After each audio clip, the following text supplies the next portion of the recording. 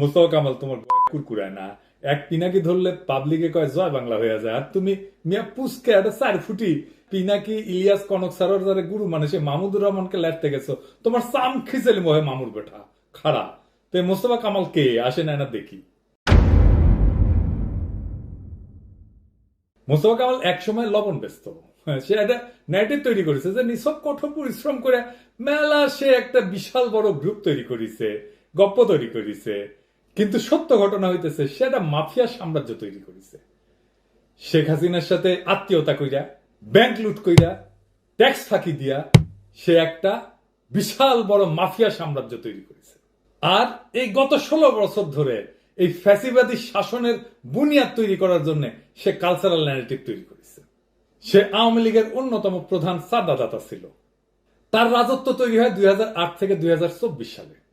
কেমনে একটু বুঝে দেখি। 2008 সালের আগে এই মোস্তফারে কেউ চিনত না। শীর্ষ ব্যবসায়ীদের মধ্যে থাকা তো দূর কি বাদ, 2008 সাল পর্যন্ত তার 10টা কোম্পানিও ছিল না, যা ছিল টুকটাক ব্যবসা, তার বেশিরভাগই দেউলিয়া। 2008 সালের নির্বাচনের পর থেকে তার ভাগ্যের চাকা ঘুরতে থাকে।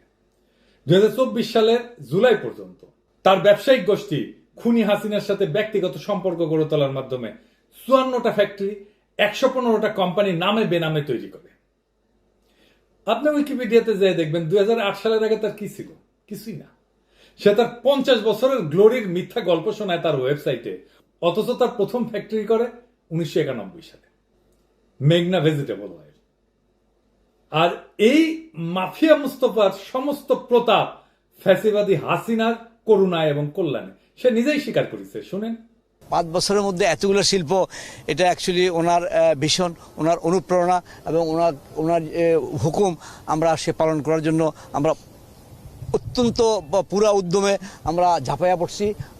তো সে কিভাবে চান্দা দিত না দেখি দুই একটা। হ্যাঁ, ধানমন্ডি 32 নম্বরে মুজিবের জাদুঘর নির্মাণের জন্য আওয়ামী লীগকে 50 কোটি টাকা দিছিল সে। তারপর সূচনা ফাউন্ডেশন, হাসিনা মায়া পুতুলের প্রতিষ্ঠান, ওইটার জন্য সে তার ডোনেশন দিছে, দেখেছেন? তো 50 কোটি টাকা তো মায়ের ভোগে চলে গেছে, বুলডোজার চালে সাফা করে দিছি। খালি ওই 71 টিভি তার ছাপা করা হয়নি, তাই এত ফাল পারিচ্ছে। ফ্যাসিবাদী সরকারের আমলে এই মোস্তফা হাসিনার পরিবারের কোটি কোটি ডলার এই পাচার করেছে। আর এই আওয়ামী লীগের সমস্ত দুর্নীতিবাজ মন্ত্রীদের সাথে তার ছিল ঘনিষ্ঠ সম্পর্ক, বিশেষ করে ওবায়দুল কাদের। বিভিন্ন জনকে ঘুষ দিছে, ব্যক্তিগতভাবে ব্যাংক পরিচালক, অন্যান্য উচ্চপদস্থ কর্মকর্তাদের বাড়ি দিছে, সম্পত্তি দিছে, এই সমস্ত উপর দিছে। আমাদের কাছে প্রমাণ আছে। কারে সে ঘুষ দেয় না? আর্মিকে, secretariat, ministry, central bank, police. আর এর সাথে জিগরি দোস্তি ছিল বেনজির। বিভিন্ন অনুষ্ঠানে আপনি বেনজিরের সাথে ছবি দেখবেন তার। আওয়ামী শাসনের শেষ কয়েক বছরে মোস্তফা ব্যাংক থেকে লুট করে প্রত্যেক বছর 10টারও বেশি কোম্পানি গড়ে তোলে। তার সব কোম্পানির উদ্বোধন করে শেখ হাসিনা নিজে এবং তার মন্ত্রী পরিষদের উপদেষ্টারা। এই ধরনের অনুষ্ঠানে সবসময় উপস্থিত থাকতো হয় হাসিনা, নয়তো তার মন্ত্রী, নয়তো তার উপদেষ্টা। আর এই মামলা করাটা তার অভ্যাস। যেই তার জন্য চ্যালেঞ্জ হয়ে দাঁড়ায় তাকে মামলা দিয়ে সে থামায় দেয়। এই যে ধরেন 2014 সালে এসিসি মোস্তফার দুর্নীতির জন্য তদন্ত শুরু করেছিল, আর মোস্তফা মামলা করে থামায় দেয় সব। তারপর ধরেন মাতার বাড়ি যখন অর্ডার পাইল না, টেন্ডারের শর্তাবলী যখন পূরণ করতে না পারার জন্য মামলা করে বসে। তারপর ধরেন সেনাবাহিনীর এগেইনস্টে 4টা মামলা করেছিল, সময় মতো অর্ডার সাপ্লাই করতে পারেনি আর্মিকে, এরপর আর্মি এগ্রিমেন্ট ক্যান্সেল করে দেয়, তার জন্য সে মামলা করে। সবাই এখন অলিগার্ক বলতে সালমান এফ রহমান বোঝে, এস আলম বোঝে, সামিট বোঝে, নাসা গ্রুপ বোঝে। এই তার চেয়ে বড়, এই মেঘনা গ্রুপ তার চেয়ে বড় সামেসি কোনো বাণিজ্য চালায় যাচ্ছে। শুধু তাই না, আবার ফোসফোস করে সবর মারে আমাদেরকেই। সে পলিটিক্যাল পার্টিগুলোকে টাকা ঢুকে দিচ্ছে, সবাই তার পারিবারিক প্রোগ্রামে যায়, তার মাইয়া বিয়াতে যায়। আপনি এমন কোন দল পাবেন না যারা উঠে যায়নি। এই যে প্রফেসর ইউনূসের সরকারের উপদেষ্টারাও গেছে, আমি তো দেখে হতবাক, কে না। আবার তার মাইয়া জামাই মার্চ ফর গাজার মিছিলেও ঢুকিছে আন্দালিব পার্থের সাথে। অবশ্যই সে আন্দালিব পার্থের আত্মীয়, অনেক আগে থেকেই পার্থের সাথে সম্পর্ক, এই প্রসঙ্গে পরে আসতেছি। তারপরে তাহের ভাই দেখেন মাইয়ার বিয়াত কথিত আছে, তাহের ভাই আর পার্থ এই দুইজনে প্রোটেকশন দেয় তাদের মেঘনা গ্রুপকে। আর বিএনপি তো আছে, ওটা আমরা দেখেছি। আমাদের অর্থ উপদেষ্টা, বাণিজ্য উপদেষ্টা তার মায়ের বিয়াতে যায়। শুধু তাই না, আমাদের ব্যারিস্টার ফুয়াদ, এমনকি মঞ্জু ভাই যায় তার মায়ের বিয়াতে। ভাই আপনারা বড় লোকের বিয়া বাড়ির বিরিয়ানি খান নাই আগে? এই দুর্বৃত্ত ব্যবসায়ী মাইয়ার বিয়া যাওয়া লাগে আপনারা নতুন বাংলাদেশ গড়বেন কিভাবে? সরি, আপনারা পারবেন না। আপনারা কেউ কিছু করতে পারবেন না। লিখে রাখতে পারেন, বিরানির লোক সামলাতে পারেন না। কুমিল্লায় যখন বিপ্লবী ছাত্র জনতার বাড়ির 5ই আগস্টে যায় হামলা করতে, তখন এই লোক নিজেকে জামাত পরিচয় দেয়। কথিত আছে জামাতের তাহির ভাই এটা পাঠাইছিল। শুনেন, সে তারে প্রোটেক্ট করেছে। দেখেন কার কার নাম বলে। এই কনকপথে মুস্তফা কামালের জন্ম হয়েছে। এই কনকপথে রাজনৈতিক বিশ্ববিদ্যালয় কলেজ, এই কনকপথে পলিটেকনিক্যাল ইনস্টিটিউট সহ অসংখ্য প্রতিষ্ঠানের জন্ম এই কনকপথে দিয়েছেন। এই মুস্তফা কামালের জন্ম হওয়ায় আজকে আমরা গর্ববোধ করি। সেই ঐতিহাসিক এই কনকপথকে আমাদেরকে রক্ষা করতে হবে। কোনো পান ছুড়ে যাওয়া যাবে না, কারো বাড়ি ঘরে হামলা করা যাবে না।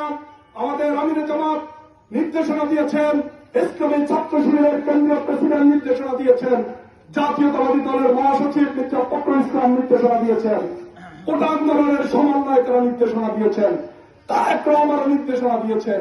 সকল নির্দেশনাকে আমরা মেনে নিয়ে আমরা সেই মদিনা বিজয়ের যে সনদ, সেটা যদি মনে থাকে তাহলে আমরা সাধারণ ক্ষমা করে দিলাম। আমরা সাধারণ ক্ষমা করে দিলাম। আর এখন সে কিভাবে তার অতীত ক্লিন করেছে জানেন?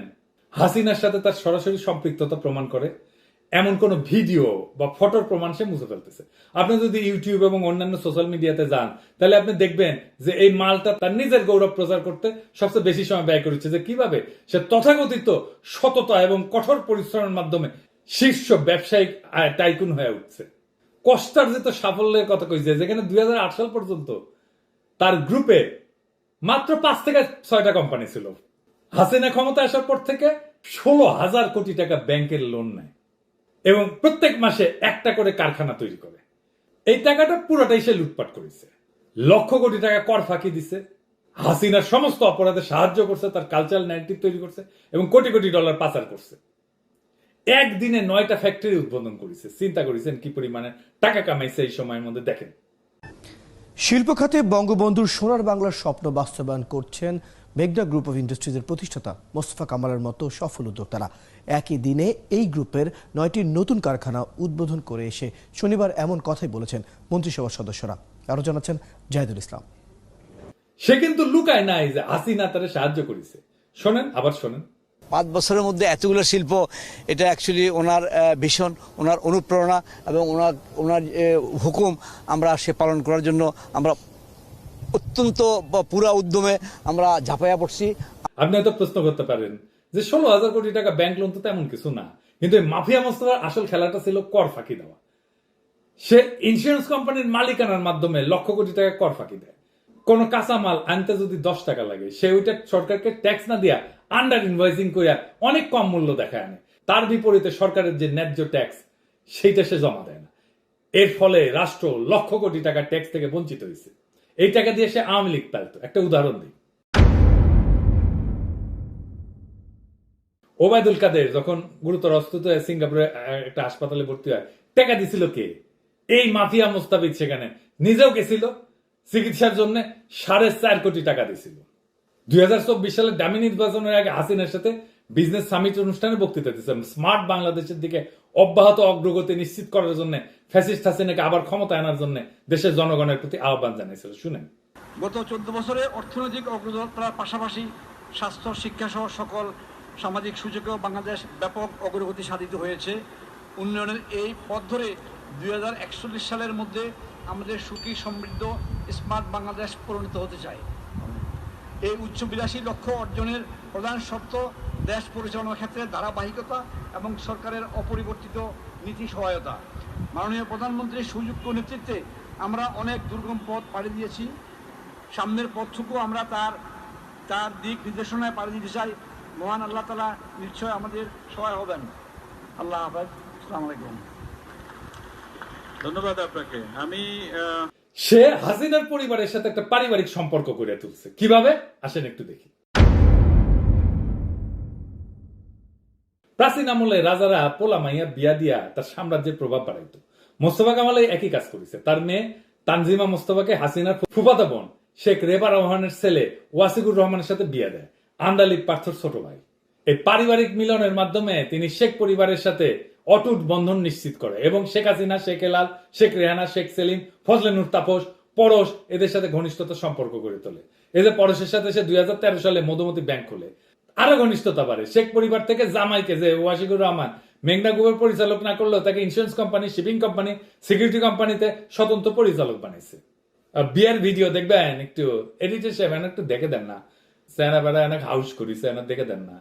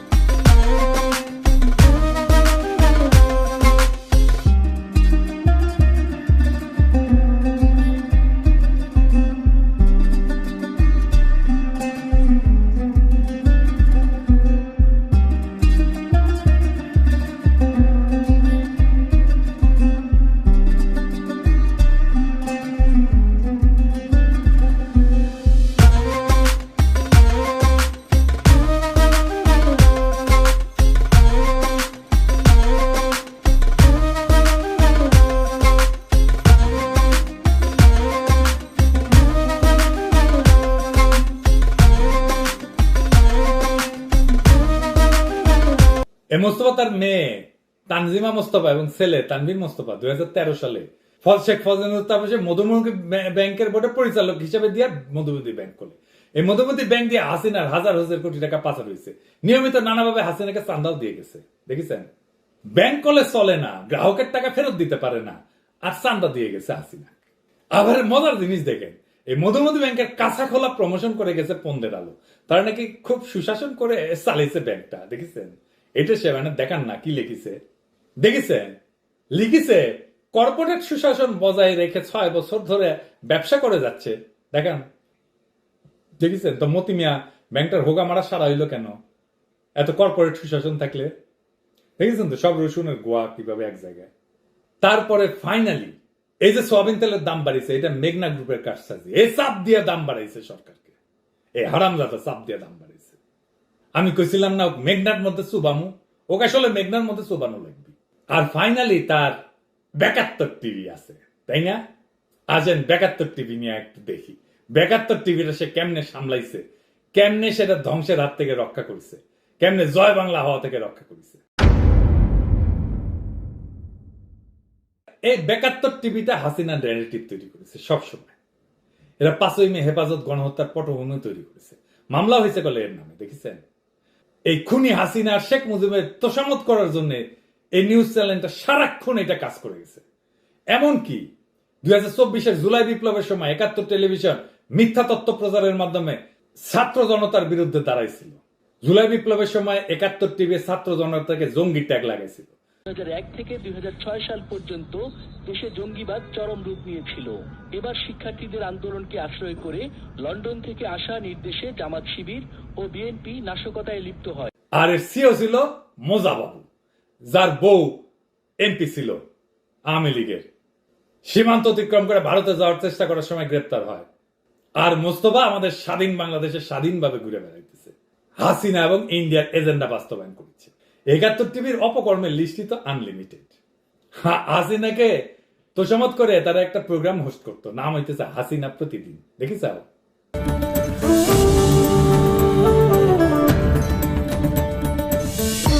30 এপ্রিল 1986 তেজগাঁওয়ের এক জনসভায় আওয়ামী লীগ সভানেত্রী ও 8 দলীয় জোট নেত্রী শেখ হাসিনা বললেন, ক্ষমতা দখলের জন্য নয়, জনগণের অধিকার প্রতিষ্ঠার জন্য আমরা নির্বাচনে অংশগ্রহণ করছি।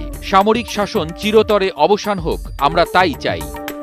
এই মোস্তফার ডাইন হাত ছিল এই কুখ্যাত মোজা বাবু। আজ এনাকে তেল মারাই তার মুখ কাটছিল এবং এই মোজা মোস্তফার সাথে সব জায়গায় উপস্থিত থাকতো। এমনকি তার এক মেয়ের বিয়েতে এই যে তাসনিম মোস্তফা, তার উকিল বাপু ওই মোজাম্মেল বাবু। এর আর এক দুর্বৃত্তের সাথে সম্পর্ক আছে। কে সেই দুর্বৃত্ত দেখি আসেন। এই মোস্তফা তার একমাত্র ছেলেকে তানভীর মোস্তফাকে বিয়ে দিছে মাহতাবুর রহমানের সুগন্ধি কোম্পানি হারমাইন গ্রুপের চেয়ারম্যান এবং এনআরবি ব্যাংকের চেয়ারম্যান এর মেয়ের সাথে। মাহতাবুর রহমান হইলে আর এক দুর্নীতিবাজ মাফিয়া, অশিক্ষিত। এই মোস্তফা মাহতাবুর রহমানের সহায়তায় কোটি কোটি ডলার দেশের বাইরে পাচার করেছে। এরাই এখন আওয়ামী লীগের সবচেয়ে বড় ফান্ড দিচ্ছে, এই মাহতাবুর আর মোস্তফা, যেন খুনি হাসিনা আবার ক্ষমতায় ফিরে আসে। সারা দেশে যে মিছিল হচ্ছে না, এটা করছে, অশান্তি হচ্ছে, হত্যাকাণ্ড হচ্ছে, সব এগুলো করছে এরা, টাকা এসেছে এদের কাছ থেকে।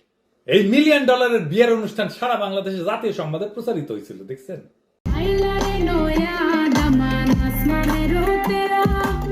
গেল 4 দিন ধরে সংযুক্ত আরব আমিরাত সহ মধ্যপ্রাচ্যের বিভিন্ন দেশে প্রবাসীদের মধ্যে আলোচনার কেন্দ্রবিন্দু একটি বিয়ের অনুষ্ঠান। মধ্যপ্রাচ্যের স্বনামধন্য ব্যবসায়ী আল হারামাইন গ্রুপ ও এনআরবি ব্যাংকের চেয়ারম্যান মাহতাবুর রহমান নাসিরের মেয়ে সামিয়া রহমান এবং বাংলাদেশের মেঘনা গ্রুপের চেয়ারম্যান মুস্তাফা কামালের ছেলে তানভীর আহমেদের বিয়ের অনুষ্ঠান মূলত এই আলোচনার জন্ম দিয়েছে।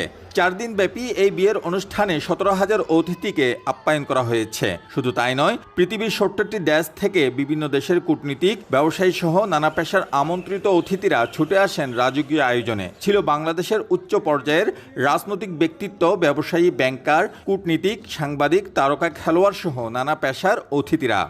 আমাদের দেশের দরিদ্র মানুষেরা বিদেশ থেকে মাথার ঘাম পায়ে ফেলে রেমিটেন্স পাঠায়, আর এরা $1 মিলিয়ন পাচার করে, আর সেই $1 মিলিয়ন পাচার কইরা পোলা মাইয়ার বিয়া দেয় হারামজাদা।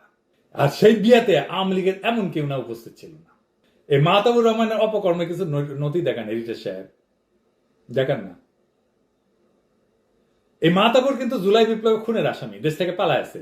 দুবাইয়ে যারা আওয়ামী লীগের লেসপেন্সার পলাইছে তাদের পুনর্বাসন, তাদের টাকা পাচারের হোতা ছিল এই মালটা। জুলাই গণহত্যার সময় যাত্রাবাড়িতে গণহত্যার জন্য মাহতাবুরের বিরুদ্ধে একটা হত্যা মামলা দায়ের করা হয়েছিল। মোস্তফার মতোই মিডিয়ার উপরে তার ক্ষমতা এবং প্রভাবের মাধ্যমে খুব কম সংবাদ মাধ্যমে এই খবরটা প্রচার করছিল। সবচেয়ে গুরুত্বপূর্ণ বিষয়, হাসিনা ভারতে পালায় যাওয়ার পরে কথিত আছে মাহতাবুর এবং মোস্তফা এই ওকা কাউয়া কাউয়া কাউয়া, এই যে কাউয়া দেন দেন, কাউয়া সাউন্ড দেন, আরো জোরে আরো জোরে আরো জোরে দেন, আছে। এই কাউয়ারে আশ্রয় দিছিল তার 300 কোটি টাকার বাড়িতে, তারপরে সময় বুঝা ইন্ডিয়া পার করে দেয়। যদিও এই বিষয়ে কিছু খবর মিডিয়াতে আসছিল, মোস্তফার মাহতাবুরের ইন্ডিয়া কানেকশন এবং বর্তমানে রাজনৈতিক দলগুলোর উপর প্রভাবের কারণে কোনো তদন্ত করা হয়নি। ওবায়দুল মাহতাবুরের বাসভবনে লুকায় থাকার বিষয়টা কয়েকটা সংবাদ কভারেজ দেখান না এডিটর সাহেব একটু? বিলাসবহুল দৃষ্টিনন্দন এই বাড়িতে অনেকটা রাজকীয়ভাবেই অবস্থান করেছিলেন তিনি। এখানে থেকেই দেশকে অস্থিতিশীল করতে উস্কানি দিয়েছেন বলে জানা গেছে। সিলেটের মেজরটিলা পূরবী আবাসিক এলাকার বিখ্যাত কাজী ক্যাসল 300 কোটি টাকার এই বাড়ি নিয়ে সম্প্রতি উঠেছে নানা গুঞ্জন। বলা হচ্ছে আওয়ামী লীগের সাধারণ সম্পাদক ওবায়দুল কাদের 5 আগস্টের পট পরিবর্তনের পর থেকেই এখানে আত্মগোপনে ছিলেন এবং পরের সময় সুযোগ বুঝে ভারতে পালিয়ে যান। আর এই মেঘনা গ্রুপ $1 বিলিয়ন কর ফাঁকি দিছে কেমনে, আসেন দেখি। মোস্তফার মেঘনা গ্রুপের অর্থ পাচারের তদন্ত শুরু করেছে দুদক আর পুলিশের অপরাধ তদন্ত বিভাগ সিআইডি।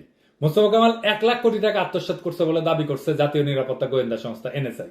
এমন গুরুত্বপূর্ণ প্রমাণ আছে যে আন্ডার ইনভয়েসিং করে আমদানির মাধ্যমে বিদেশে 40,000 কোটি টাকা পাচার করছে। জাল কভার নোট ব্যবহার করে বীমা কোম্পানি থেকে তহবিল চুরি করেছে এবং ব্যাংকের কমিশন এবং ডিউটি অপব্যবহার করেছে। আবার দেখেন তার টিস্যু কোম্পানির থেকে আগুন লাগিছে, আগুন লেগে নাকি 1000 কোটি টাকা গেছে। একটা টিস্যু কোম্পানির 1000 কোটি টাকার টিস্যু থাকে নাকি? হারামজাদা। দেখেন নারায়ণগঞ্জে প্রায় 5 ঘন্টার আগুনে পড়ল মেঘনা গ্রুপের টিস্যু কারখানার গোডাউন। এতে 1000 কোটি টাকা ক্ষতির শঙ্কা করছেন প্রতিষ্ঠানটির চেয়ারম্যান ও ব্যবস্থাপনা পরিচালক। আরে 16,000 কোটি টাকা ব্যাংক ঋণ নয়, জিন্দেগি ফেরত দিবি না। 2014 সালে দুদক কোটি কোটি ডলারের কর ফাঁকির বিরুদ্ধে তদন্ত শুরু করে, তারপরেও হাসিনার নির্দেশে সেটা বন্ধ হয়ে যায়। এই অপকর্মে তাকে সাহায্য করেছে সেন্ট্রাল ব্যাংক, এনআরবি এবং এখনো সহযোগিতা করে যাচ্ছে। সরকারকে কোনো পেমেন্ট করে নেই গত 16 বছর। এমনই গ্যাস বিল দেয়নি, 900 কোটি টাকার গ্যাস বিল বাকি আছে। তারপরে লাইন কাটা পড়েনি, কি চেতনার টান। আর আমাদের অর্থমন্ত্রী বিরিয়ানি খাইতে যায়, বুড়া বয়সে তো খাইয়েও মজা পাইবেন না ভাই। আর কি করে সিন্ডিকেট ব্যবসা। হাসিনার শাসন আমলে সিন্ডিকেট ব্যবসা চালু হয়। এই যে ভোজ্য তেল, চিনি, চাল, মশলা, দুধ, এই সমস্ত সিন্ডিকেটের হোতা হচ্ছে এই মূল হোতা হচ্ছে এই মেঘনা গ্রুপ। হাসিনার আমলে এই 3টা প্রাইভেট অর্থনৈতিক অঞ্চল গড়ে তোলে। দেখেন, প্রথম প্রাইভেট অর্থনৈতিক অঞ্চল এর অনুমতি পায় 2016 সালে। এই যে দেখেন, হাসিনার প্রত্যক্ষ নির্দেশে এবং স্থানীয় পুলিশ এবং অন্যান্য কর্তৃপক্ষের সহায়তায় মোস্তফা দরিদ্র অসহায় মানুষের জমি অবৈধভাবে দখল করে, এমনকি গ্রামের সমস্ত মানুষকে উৎখাত কইরা সেইখানে বসবাসকারী লোকজনকে বসত বাড়ি ভিটামারি থেকে উচ্ছেদ করে দেয়। এই দখলের কাজে তাকে সাহায্য করে শামীম ওসমান, ডিবি হারুন, বেনজির। এমনকি এইখানে ইন্ডিয়ান কোম্পানির অভাব নাই এই অর্থনৈতিক অঞ্চলে। রয়ের আর একটা ওয়ার্কিং স্টেশন এইটা, বুঝেছে? দেখেন হর্ষবর্ধন সিংলা তার অনুষ্ঠানে। আর এখন অঢেল টাকা দিয়া রাজনৈতিক নেতাদের কিনে ফেলছে। হাসিনার পতনের সাথে সাথে মাফিয়া মোস্তফা সোশ্যাল মিডিয়া, ইউটিউবে এবং তার গ্রুপের ওয়েবসাইট থেকে হাসিনার সাথে তার গভীর প্রেমের ছবিগুলো, ভিডিওগুলো মুছে ফেলেছে। তবে আমরা বিভিন্ন উৎস থেকে কিছু সংগ্রহ করতে সক্ষম হয়েছি। এইটা মোস্তফা কামালের ছোট ভিডিও ক্লিপগুলো দেখেন না, যেখানে স্পষ্টভাবে প্রমাণ হয় যে তার উত্থান জয় বাংলার সৈনিক হওয়ার কারণেই হয়েছে। দেশের অর্থনীতিকে এগিয়ে নিতে সমাজের সবাইকে একযোগে কাজ করার আহ্বান জানালেন মেঘনা গ্রুপ অব ইন্ডাস্ট্রিজের ব্যবস্থাপনা পরিচালক ও চেয়ারম্যান মোস্তফা কামাল। তার মতে সবার ঐক্যবদ্ধ প্রচেষ্টায় জাতির পিতার স্বপ্ন সমৃদ্ধ বাংলাদেশ বাস্তবায়নের জন্য প্রধানমন্ত্রী শেখ হাসিনার হাতকে শক্তিশালী করতে হবে। শিল্প খাতে বঙ্গবন্ধুর সোনার বাংলার স্বপ্ন বাস্তবায়ন করছেন মেঘনা গ্রুপ অব ইন্ডাস্ট্রিজের প্রতিষ্ঠাতা মোস্তফা কামালের মতো সফল উদ্যোক্তারা। প্রধানমন্ত্রী শেখ হাসিনার হাত ধরে মেঘনা গ্রুপ অব ইন্ডাস্ট্রিজ পরিবারে যোগ হচ্ছে আরো 7টি শিল্প ইউনিট। মাননীয় প্রধানমন্ত্রী শেখ হাসিনা উনি যে অক্লান্ত পরিশ্রম করছে সেটা কিন্তু ওনার একার পক্ষে বা সরকারের পক্ষে, আপনার সরকারের একটা অংশ, আপনারা জানেন কারোর পক্ষে কিন্তু এটা একা সম্ভব নয়। তো ওরাই করছে, বাংলাদেশ পারে। আমার মহান নেতার কথা যে আমাদের কেউ দাবাইয়া রাখতে পারবে না, এটা দেখতে দু একজন বিএফি আসছে যে ইম্পসিবল, এটা কি বাংলাদেশের লোক বানাতে পারছে? ইম্পসিবল বলে ঘুরে টুরে আসেন, দেখে আসেন। তারপরে এই পর্যায়ে এসে পৌঁছছি এবং এটা আমাদের জাতির পিতা যে আমাদের বাংলাদেশে যেসবগুলা ধরেন যে স্বপ্ন দেখছিল এই দেশের মানুষকে অন্তত একটা উন্নত কান্ট্রি, কারণ ওনার স্বপ্ন, উনি এত মিশনারি, ওনার কন্যা আরও বেশি মিশনারি। কারণ উনি এসে প্রথম এই যে মনে করেন আজকাল বাংলাদেশের যে পেট্রোলিয়াম সেক্টর, আমি পড়ছি আর তো শুনি নাই, মানে দেখি নাই যে উনি এসে বিদেশি থেকে ওই 3টা গ্যাস ফিল্ড কিনে আনিছে। এগুলো তো আমাদের কেউ চিন্তাও করে নাই, তো এখন এগুলো ধরুন উনি চিন্তা করছে, উনি এসব ম্যাপ দিছে কীভাবে ভিশন 2020, 2030, 2040, তো এইগুলার লক্ষ্যে যেভাবে কাজ করছে ইনশাল্লাহ আমাদের উনি যে টার্গেট ঠিক করছে আমার মনে হয় আল্লাহর রহমতে আমরা তার আগে এগুলা অ্যাচিভ করতে পারবো ইনশাল্লাহ। আমাদের কোনো আসলে পরিকল্পনাহীনভাবে মোস্তফা কামালের বিরুদ্ধে কিন্তু জুলাই গণহত্যার জন্য যাত্রাবাড়ি হত্যা মামলা করা হয়েছিল, তারপরে তাকে ধরা হয়নি। দেখিস ডেইলি স্টার এবং রয়ের সাথে তার ঘনিষ্ঠতার কারণে এটা নিশ্চিত করছে কোন মিডিয়া এই সংবাদটি যেন প্রচার না করে। তবে যুক্তরাজ্য ভিত্তিক একটা অনলাইন নিউজ প্ল্যাটফর্ম 31 অক্টোবর 2024 সালে সংবাদটা প্রকাশ করেছিল। এমনকি হাসিনা পলায় যাওয়ার আগে ব্যবসায়ীদের সাথে যে মিটিং করেছিল না, সেই মিটিং এ প্রথম সারিত বসে আছে, দেখেন দেখিসাও। জুলাই বিপ্লবে হাসিনা পলায় যাওয়ার পরে যখন ক্ষুব্ধ জনতা 71 টিভিকে জয় বাংলা করলো, তখন বরকতুল্লাহ বলু গিয়া এটা বাঁচাইছিল। এবং আমাদের কাছে খবর আছে এই বরকতুল্লাহ বলু মোস্তফাকে প্রোটেকশন দেওয়ার জন্য 71 টিভিতে শেয়ার নিতেছে। এটা প্রক্রিয়াধীন আছে, তো নেন, আমরা দেখে মনে কয়টা শেয়ার নিতে পারেন বলু সাহেব। হ্যাঁ, অজু করে আবার শেয়ার নিতে হবে নাকি? হ্যাঁ, অজু করে নিছেন তো? আচ্ছা, ঠিক আছে। তারা অত্যন্ত ঘৃণিত ভাবে এই নামটি উচ্চারণ করতে হলে তারেক রহমানের অজু করে নামটি উচ্চারণ করবেন, কারণ স্বাধীনতার মহান ঘোষকের সুযোগ্য পুত্র বাংলাদেশের বৃহত্তম রাজনৈতিক দলের চেয়ারপারসন আছে বেগমের শহীদ প্রেসিডেন্ট জামাতেশ্বরী তারেক রহমান। এখন মজা বাবুর জায়গায় বসেছে শফিক বিএনপি বিট করতো। মেঘনার মালিক মোস্তফা কামালকে মির্জা ফখরুল ফোন দিয়া দায়িত্ব দিতে বলছে শফিককে, খবর আছে আমাদের কাছে। আর বুলু হইতেছে অঘোষিত মালিক।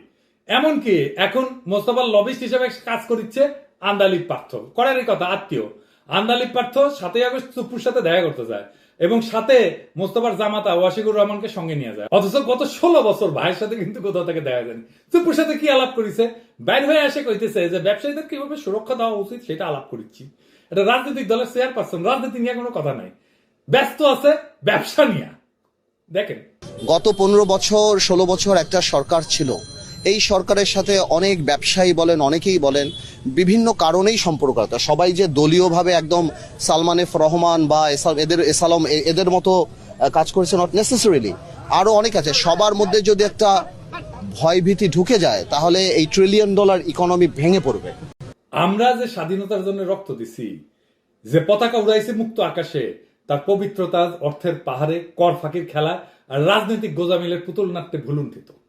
মোস্তফা কামালের মতো কর্পোরেট ফ্যাসিস্টরা যখন রাষ্ট্রের সর্বোচ্চ শক্তির সহযাত্রী হয়, তখন স্পষ্ট হয় যে স্বাধীন বাংলাদেশে নতুন শত্রু জন্ম নিছে। তারা যুদ্ধ করে না, কিন্তু রাষ্ট্র দখল করে। তারা মানুষ হত্যা করে না, কিন্তু ন্যায় বিচার গলা টিপে মারে। তারা রাজনীতি করে না, কিন্তু সমস্ত রাজনৈতিক শক্তিকে কিনে নেয়। এই মাফিয়াদের মুখোশ উন্মোচনের এখনই সময়। আমাদের ঘুম ভাঙাতে হবে, আমাদের বিবেক জাগাতে হবে। কারণ যদি আমরা চোখ বুঝে থাকি, তাহলে আমাদের সন্তানেরা শাসক না, দাসদের উত্তরসূরি হয়ে বড় হবে।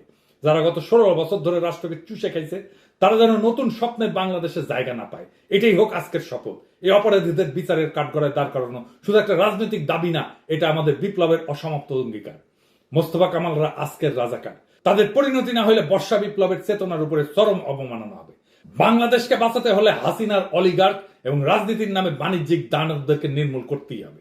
আজকেই সময় জেগে ওঠার, দাঁড়ানোর, বলে ওঠার। আর না, মোস্তফা কামালের বিচার চাই। স্বৈরাচারের অর্থদাতা ষড়যন্ত্রকারীদের বিরুদ্ধে জনতার রায় চাই। ইনকিলাব জিন্দাবাদ।